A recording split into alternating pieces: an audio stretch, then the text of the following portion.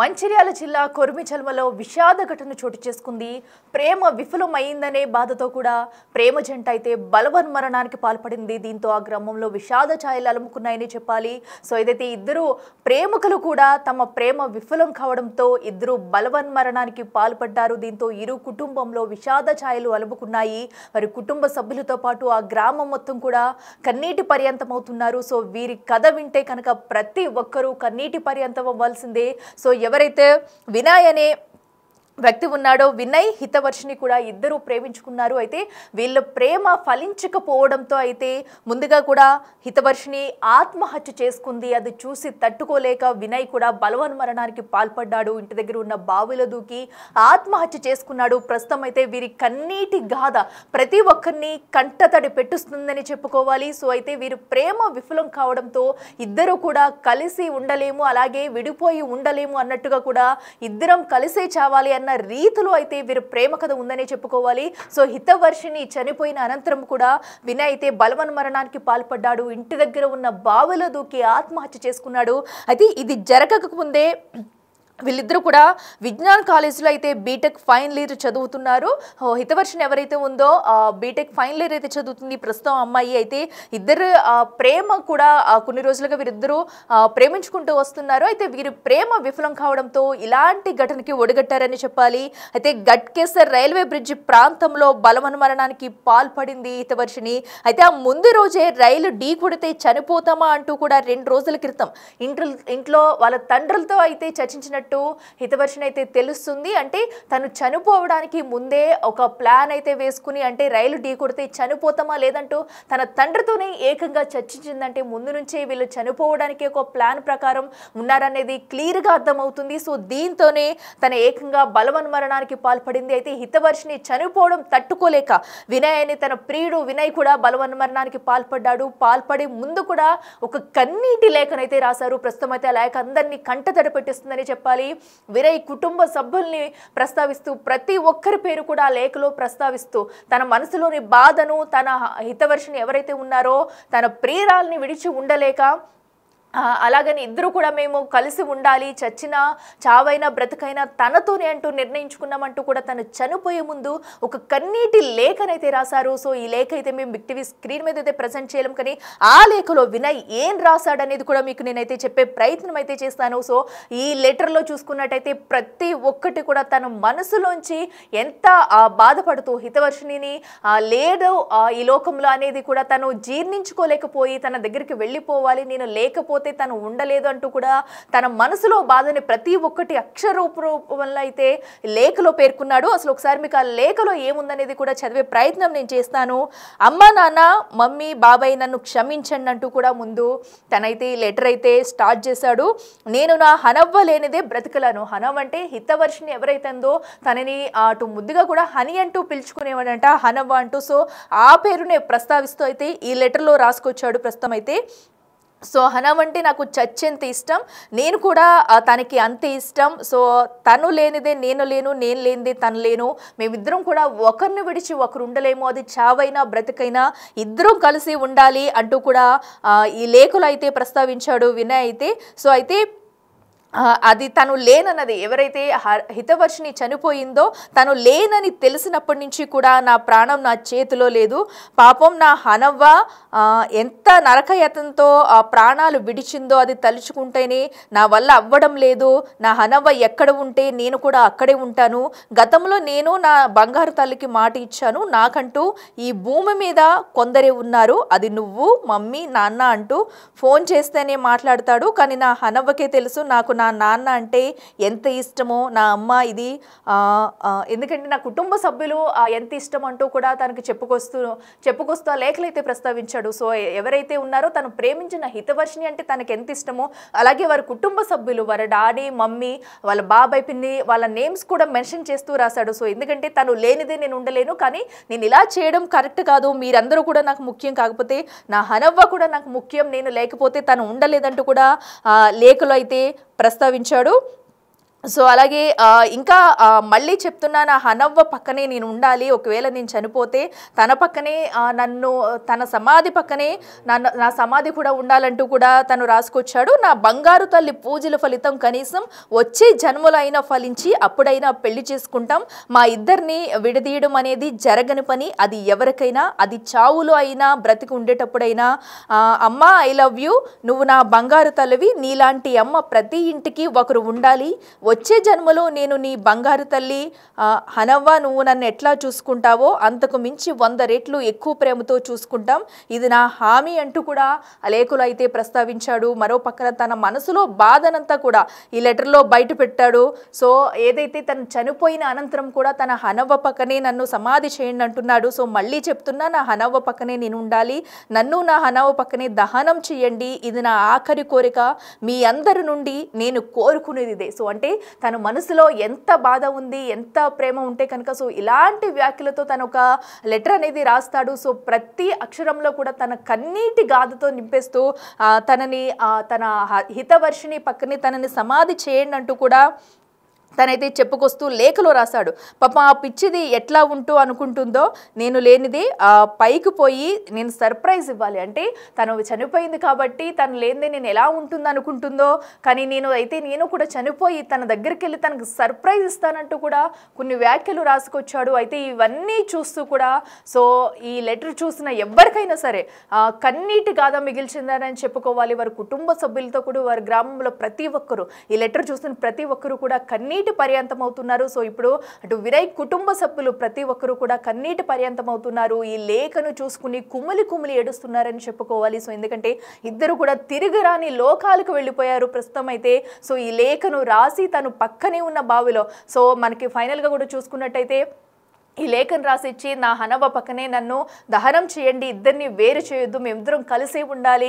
ఇట్లా మీ అందరికీ నేను ఇలా చేయడం కరెక్ట్ కాదని నాకు తెలుసు, కానీ నా హనవ్వని విడిచి నేను ఉండలేను, మళ్ళీ వచ్చే జన్మంటూ ఉంటూ మీకే పుడతానంటూ కూడా వాళ్ళ పేరెంట్స్ని ఉద్దేశించి రాసిన లేఖ అయితే ఇప్పుడు ప్రతి ఒక్కరిని కంటతడి పెట్టిస్తుంది. మీరందరూ జాగ్రత్తగా ఉండాలంటూ కూడా కుటుంబ సభ్యులకి జాగ్రత్త చెబుతూ తన ఇంటి పక్కన ఉన్న బావిలో దూకైతే సూసైడ్ చేసుకున్నాడు. దీంతో ఆ గ్రామంలో విషాద ఛాయలు అలుముకున్నాయని చెప్పుకోవాలి. సో ఇక ఇదే అంశానికి సంబంధించి మరింత సమాచారం అందించేందుకు మా ప్రతినిధి ఇర్ఫాన్ అయితే ఉన్నారు. ఎస్ ఇర్ఫాన్, చెప్పండి. మనం చూస్తున్నాము ప్రేమ జంట విఫలం అవ్వడంతో 2 గ్రామంలో అయితే విషాద ఛాయలు అలుముకున్నాయి. 2 ప్రాణాలు పోయాయి. వారి కుటుంబ సభ్యులు కూడా కన్నీరు మున్నీరుగా విలిపిస్తున్నారు. అలాగే వినయ్ రాసిన లెటర్ని అయితే మనం చూస్తున్నాము. తను ఎంత బాధతో కూడా ఆ లెటర్లో ప్రతి ఒక్కటి ప్రస్తావించాడు. కుటుంబ సభ్యుల గురించి, ఆ అమ్మాయి గురించి, తన దగ్గరికి వెళ్ళాలంటూ కూడా. అసలు ఏం జరిగింది, ఇప్పుడు వారి కుటుంబ సభ్యులు ఏమంటున్నారు అసలు?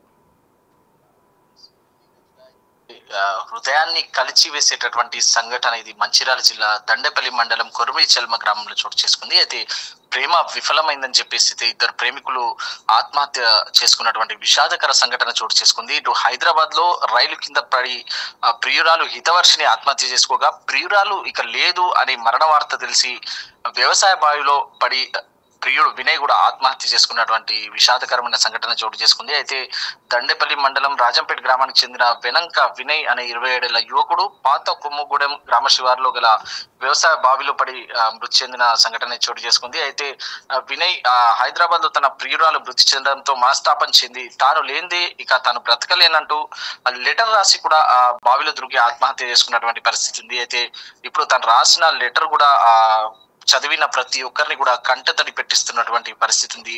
ఇటు తను ఎవరైతే హితవర్షిని ఉందో, తన ప్రియురాలు ఉందో, ఈ జన్మకి తనే 100 ఏళ్ళు తనకు తోడుగా ఉంటుందని చెప్పి అనుకున్నాను. అయితే ఆ ఆత్మహత్య చేసుకుని రైలు కింద పడి ఆత్మహత్య చేసుకున్నటువంటి సందర్భంలో తను ఎంత బాధ అనుభవించి ఉంటుందో అని చెప్పేసి తీవ్ర మనోవేదనకి వినయ్ గురైనట్టుగా తెలుస్తా ఉంది. తను చనిపోయింది అని తెలిసిన క్షణం నుండి అసలు తన ప్రాణంలా లేదని, అసలు ఏం చేయాలో, ఎటు వెళ్ళాలో, ఏం చేయాలో అనేది కూడా ఆలోచన లేదని, ఆలోచన రావట్లేదని చెప్పి కూడా వినయ్ ఆ లెటర్ లో ప్రస్తావించడం జరిగింది. అయితే బ్రతికి ఉంటే ఇద్దరం కలిసి బ్రతుకుతామని చెప్పేసి గతంలో మాటిచ్చాను. అయితే వచ్చే జన్మలోనైనా తన ప్రియురాలతో ఉండాలి అనే ఒక ఆలోచనతో నువ్వు ఆత్మహత్య చేసుకోవడం జరిగింది. అదే ఆలోచన తన మెదడులో తిరుగుతూ ఉండి అది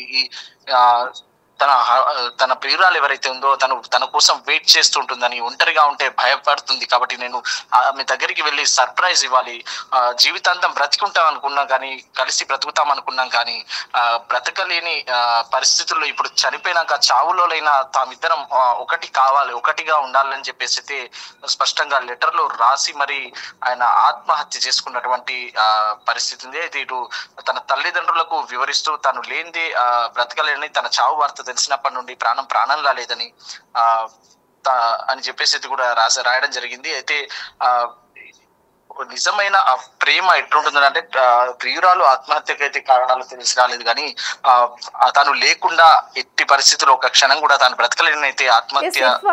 ఈ ఘటనకు ముందు ఆ ఇంట్లో ఏమన్నా తను ఏమన్నా వారి కుటుంబ సభ్యులతో ఏమన్నా దీని గురించి ఏమన్నా మాట్లాడా? అంతే ఇలాగ నేను లవ్ చేస్తున్నాను కానీ ఎందుకు విడిపోవాల్సి వచ్చింది, అసలు వారి కుటుంబ సభ్యులు ఏమన్నా మాట్లాడారు ఇప్పటి వరకు? కుటుంబ సభ్యులైతే ప్రస్తుతం ఆ కుటుంబంలో విషాద ఛాయలు ఉన్నాయి. అయితే హితవర్షినితో వినయ్ ప్రేమకు సంబంధించి విషయం కూడా కుటుంబ సభ్యులకు దాదాపుగా తెలిసే ఉంటుంది. అయితే ఈ విషయంలో హితవర్షిని చావుకి కారణాలు ఏంటి అనేది, ఆత్మహత్య కారణాలు ఏంటి అనేది తెలిసి వస్తే తప్ప ఈ విషయం బయటికి తెలిసే అవకాశం లేదని తెలుస్తుంది. అయితే ప్రస్తుతం తను ఎందుకు హితవర్షిని ఆత్మహత్య ఎందుకు చేసుకోవాల్సి వచ్చింది అనే విషయంలో ఇతను కూడా చాలా డిప్రెషన్ కి వెళ్ళిపోయాడు అని అయితే తెలుస్తా ఉంది. వినయ్ ఆ తర్వాత తను లేనిది అసలు ఈయన ఉండలేను, అసలు నేను బ్రతికి ఉండడమే గగనం అని భావించి ఆత్మహత్యకి ఈ దారుణానికి ఒడిగట్టినట్టుగా అయితే తెలుస్తుంది. అఖిల, ఇర్ఫాన్, అయితే ఈ ఘటనకు సంబంధించి ఇప్పటి వరకు పోలీసులు కేసు నమోదు చేసుకున్నారా? అటు వినయ్ కుటుంబ సభ్యులు కూడా పోలీసులను ఆశ్రయించారా? సో ఎందుకంటే ఇదంతా కూడా ఇంట్లో ఉండే లెటర్ అయితే రాశాడా లేదా బయట ఎక్కడన్నా కూడా రాసుకొచ్చి ఉంచారా? అసలు వినయ్ తల్లిదండ్రులు ఏమైనా మాట్లాడారా?